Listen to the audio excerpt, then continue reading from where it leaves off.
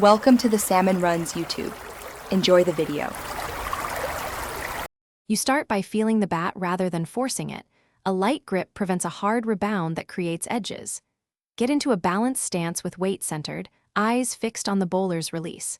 Move slightly forward on the ball's length, aligning your front pad and bat into the line. Once done, relax the top hand to control bat face direction. This reduces slicing. Make sure to watch the seam and pick length early. That's where avoiding edges begins. You now focus on timing and bat path.